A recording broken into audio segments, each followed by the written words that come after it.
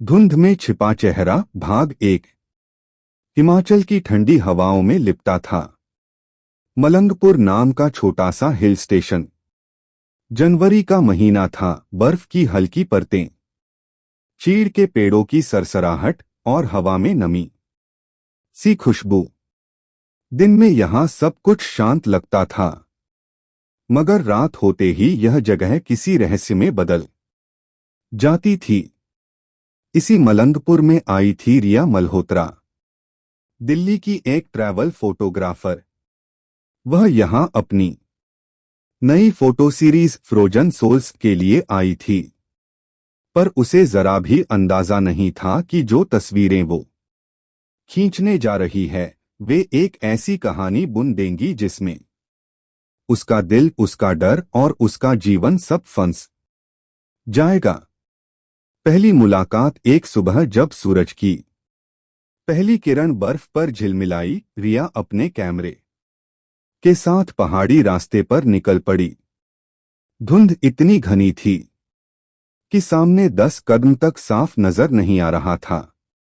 तभी उसने किसी को गिटार बजाते सुना, धीमा, उदास सा राग। वो रुक गई।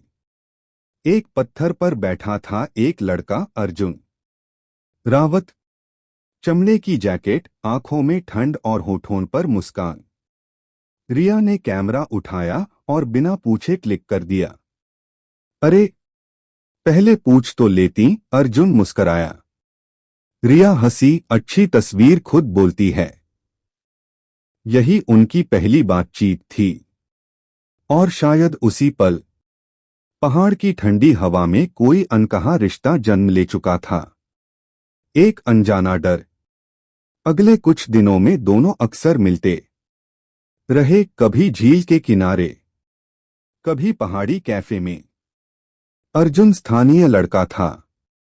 उसने कहा वो एक राइटर है जो पहाड़ों की कहानियां लिखता है। पर रिया ने नोटिस किया, वो हमेशा रात ढलने से पहले घर लौट जाता था, और उसके फोन पर कोई रहस्यमयी कॉल अक्सर आती रहती थी। एक दिन रिया ने पूछा, तुम इतने रहस्यमय क्यों हो? हर बार किसी से छिपते से लगते हो। अर्जुन ने बस इतना कहा। कुछ चेहरों को धुंध में रहना ही अच्छा होता है। उस जवाब ने रिया के भीतर बेचैनी भर दी। धुंध की रात, तीसरे हफ्ते की एक रात, रिया ने पहाड़ी के ऊपर पुराना बंगला देखा। कहा जाता था वहां कोई नहीं रहता, पर खिड़की में उसे किसी की परछाई दिखी। उसने कैमरे से जूम किया और ठिठक गई, वो अर्जुन था। वो क्या कर रहा था वहां? अगली सुबह जब उसने पूछा, अर्जुन ने सख्त लहजे में कहा, वो जगह मत जाना रिया। वहां जो दिखता है वो सच नहीं होता। पर अब रिया को सुकून कहाँ? उसने रात में अकेले जाकर उस बंगले की तस्वीरें लेने का निश्चय किया। बंगले का रहस्य। रात के 12 बजे वह अपने कैमरे और टॉर्च के साथ निकल पड़ी। हवा में अजीब सी ठंड थी। बंगले का दरवाजा चरमराया और खुल गया। भीतर पुरानी दीवारों पर फीकी तस्वीरें टंगी थीं और बीच में एक टूटी हुई कुर्सी। अचानक उसे फर्श पर कुछ चमकता दिखा, खून का धब्बा। उसकी सांसें थम गईं। कैमरा कांप गया। रिया, किसी ने पीछे से पुकारा। वो पलटी, अर्जुन खड़ा था। मैंने कहा था यहां मत आना, उसकी आवाज कांप रही थी। ये खून, ये क्या है अर्जुन? यहां कोई नहीं था, अर्जुन बोला, सिर्फ एक हादसा हुआ था 2 साल पहले। रिया के दिल की धड़कनें बढ़ने लगीं। 2 साल पहले? हाँ, एक लड़की की मौत हुई थी। उसने मुझसे प्यार किया था और मैं उसे बचा नहीं सका। रिया की आंखों में सवाल थे और अर्जुन की आंखों में आंसू। वह रात का एक हिस्सा वहीं खत्म हुआ। मगर कहानी अभी शुरू ही हुई थी। सन्नाटा और परछाई रिया 3 दिन तक उस बंगले के आसपास घूमती रही। ना अर्जुन का कोई सुराग, ना पुलिस को कोई ठोस सबूत। बस वो वीडियो जिसमें धुंध के पीछे वही चेहरा झलकता था, कभी काव्या कभी खुद रिया। वो अब रातों में नींद में भी किसी की फुसफुसाहट सुनती। क्यों आई तुम यहां?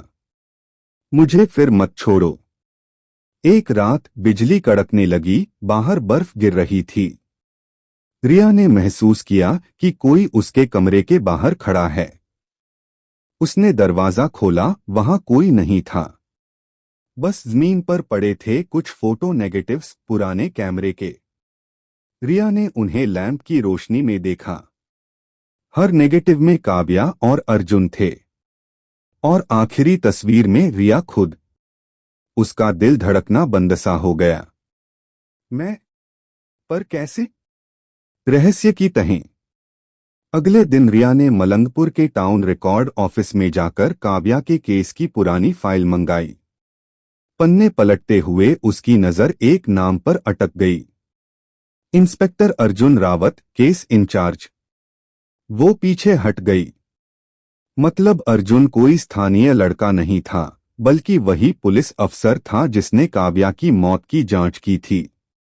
पर अगर वो इंस्पेक्टर था, तो अब वो कौन है जो उसे बार बार धुंध में दिखता है? रिया ने फाइल पूरी पढ़ी। उसमें लिखा था, काव्या शर्मा की मौत के 3 दिन बाद इंस्पेक्टर अर्जुन रावत ने आत्महत्या कर ली। उसकी लाश बंगले के पास से मिली। रिया के हाथों से फाइल गिर पड़ी। धुंध में लौटता चेहरा। उस रात रिया ने तय किया, उसे आखिरी बार उस बंगले में जाना ही होगा। चांद धुंध में छिपा था और पूरा पहाड़ जैसे किसी रहस्य में लिपटा हुआ। वो कमरे में पहुंची जहां अर्जुन से आखिरी बार मिली थी। दीवारों पर पुराने निशान थे, और बीच में पड़ा था अर्जुन का पुराना बैज, इंस्पेक्टर ए रावत। रिया कांपते हुए बोली, अर्जुन, तुम कौन हो? पीछे से ठंडी हवा चली, और फिर वही आवाज, मैं वही हूं जो तुम्हें बचा नहीं सका। वो पलटी। अर्जुन वहां खड़ा था, धुंध में आधा दिखाई देता, आधा गायब। तुम मर चुके हो। हाँ, उसने कहा, पर हर साल कोई तुम्हारी तरह आती है। वही चेहरा, वही कैमरा, वही चाहत। शायद तुम काव्या की ही परछाई हो। रिया की आंखों में आंसू थे। तुमने उसे मारा नहीं था। नहीं रिया, मैंने उसे बचाने की कोशिश की थी। मिस्टर वर्मा ने सबूत मिटाने के लिए उसे धकेल दिया था। मैं उसे नहीं रोक पाया। फिर मुझे भी खत्म कर दिया गया, और अब मेरी आत्मा यहां अटकी है। तो मैं, तुम उसकी अधूरी कहानी हो। काव्या की आत्मा तुम्हारे रूप में लौटी है, ताकि सच को सामने लाया जा सके। रिया सुन्न रह गई। उसी पल बिजली चमकी और अर्जुन का चेहरा एक आखिरी बार दिखा। उसकी आंखों में सुकून था। अब जब तुमने सच्चाई जान ली है, मैं जा सकता हूं। धुंध की लहर आई और वो धीरे धीरे गायब हो गया। सच का अंत। अगली सुबह पुलिस को बंगले के पीछे एक गुप्त तहखाना मिला। वहां मिस्टर वर्मा की डायरी और सबूत रखे थे। पता चला वो मानव अंगों की तस्करी का नेटवर्क चला रहा था। काव्या ने कैमरे में यह कैद किया था, इसलिए उसे मार दिया गया। रिया ने सारी तस्वीरें सबके सामने रखीं। केस फिर से खोला गया। वर्मा पकड़ा गया। और उसी शाम जब रिया मलंगपुर छोड़ने लगी, पहाड़ों पर हल्की बर्फ गिर रही थी। वो स्टेशन के प्लेटफॉर्म पर खड़ी थी, कैमरा उसके गले में लटका हुआ। ट्रेन चलने लगी। वो खिड़की से बाहर देख रही थी। धुंध में पहाड़ी किनारे वही पुराना बंगला नजर आया, और खिड़की पर जमी बर्फ में किसी ने अपनी उंगली से लिखा था, अब मैं मुक्त हूं। रिया मुस्कराई, आंखें नम थीं। हवा में किसी गिटार की धीमी धुन गूंज उठी। पहाड़ों की धुंध फिर से फैल गई और धुंध में छिपा चेहरा हमेशा के लिए विलीन हो गया। धुंध में छिपा चेहरा उपसंहार। यह कहानी थी सच्चे प्यार की जो मौत से भी नहीं मिटा, धोखे की जो इंसान को राक्षस बना देता है, और बदले की जो आत्माओं को चैन नहीं लेने देता। कभी कभी कुछ चेहरे धुंध में इसलिए छिप जाते हैं क्योंकि वो अब इस दुनिया के नहीं होते, पर उनके अधूरे वादे अब भी हवा में गूंजते रहते हैं।